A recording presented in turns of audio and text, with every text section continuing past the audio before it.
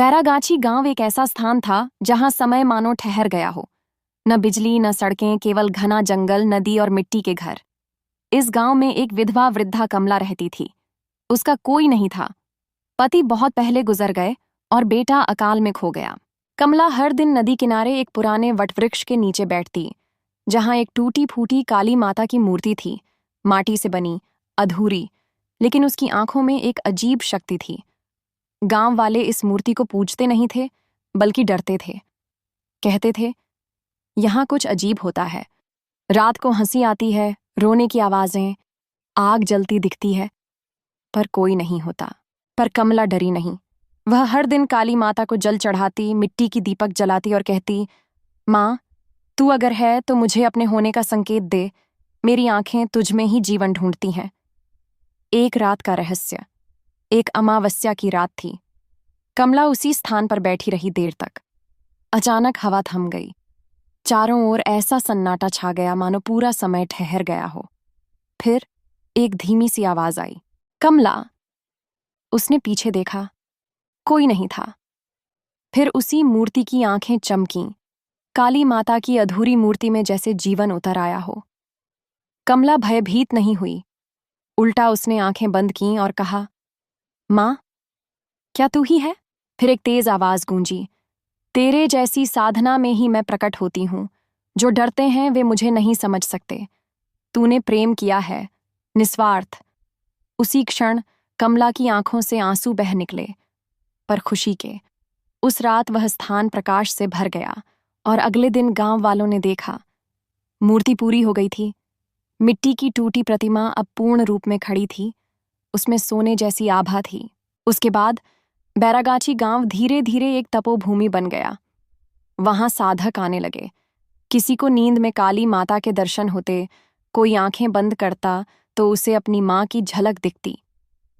कमला कुछ वर्षों बाद मौन में ही समाधि को प्राप्त हुई। उसके समाधि स्थल पर आज भी कभी कभी लाल ज्योति दिखती है, और लोग कहते हैं, जब प्रेम भय से बड़ा होता है तब काली माता स्वयं प्रकट होती है। कमला के समाधि लेने के बाद गांव फिर से शांत हो गया, लेकिन हवा में कुछ बदल गया था।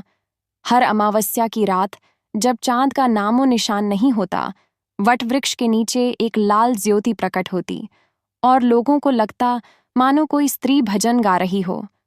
जगदम्बे काली, करुणा की ज्वाला, प्रेम के दीप से तूने जीवन संभाला। इस गीत की आवाज किसी को सुनाई देती, किसी को नहीं, लेकिन जिसने सुनी उसके जीवन में परिवर्तन आ गया। वर्षों बाद एक युवती अनया बैरागाछी पहुंची। वह एक खोज करता थी, अध्यात्म, लोकगाथाओं और शक्ति स्थलों का अध्ययन करती थी। उसने कई जगहों पर सुना था, पश्चिम बंगाल में एक गांव है जहां काली माता स्वयं प्रकट हुई थी। अनया नास्तिक नहीं थी, लेकिन संशय में थी। वह वटवृक्ष के नीचे बैठी और बोली, अगर आप सच में माँ हैं और यह सब कोई कल्पना नहीं, तो मुझे अपनी शक्ति का अनुभव दो। मैं छल से नहीं, खोज से आई हूं। रात हो गई। चारों ओर अंधेरा छा गया। अचानक वही लाल ज्योति चारों ओर फैलने लगी, और फिर एक गूंज, तू भी वही है जो कमला थी। तेरे भीतर वही जिज्ञासा है, वही प्रेम है, बस शरीर बदला है। अनया कांप गई। उसकी आंखें भर आईं। उसने झुककर कहा, माँ, अगर ऐसा है तो मुझे बताओ कि मैं क्यों खिंचती चली आई यहाँ। हर युग में एक आत्मा होती है जो मुझे ढूंढती है, और जब वह मुझे बिना डर, बिना स्वार्थ पुकारती है, मैं उसे मार्ग दिखाती हूँ। कमला की आत्मा आज तेरे भीतर है। वह अब एक साधक नहीं, मेरी दूत बन चुकी है। अनया को जैसे अपने भीतर कुछ फूटता हुआ महसूस हुआ, एक नई चेतना, एक नया प्रकाश। उसी क्षण वटवृक्ष के पीछे की जमीन दरकने लगी, और वहां से एक प्राचीन धातु की पेटी निकली। पेटी में कुछ था, एक तांबे की मुहर जिस पर देवी काली की आकृति थी, और नीचे लिखा था, शक्ति को जिसने प्रेम से पुकारा, वह स्वयं शक्ति बन गया। उसने संसार त्याग दिया, बैरागाछी में ही एक कुटिया बनाई, और मां काली के प्रेम में लीन हो गई। लोग कहते हैं, वह आज भी जीवित है, पर दिखती नहीं। केवल वही उसे देख सकता है जो मां को निस्वार्थ प्रेम करता हो। कोई चमत्कार नहीं, कोई रक्त नहीं, केवल प्रेम और साधना से मां प्रकट हुई। न डर था, न तंत्र, सिर्फ आत्मिक पुकार। यह दिखाता है कि काली माता केवल संहार की नहीं, करुणा की भी देवी हैं।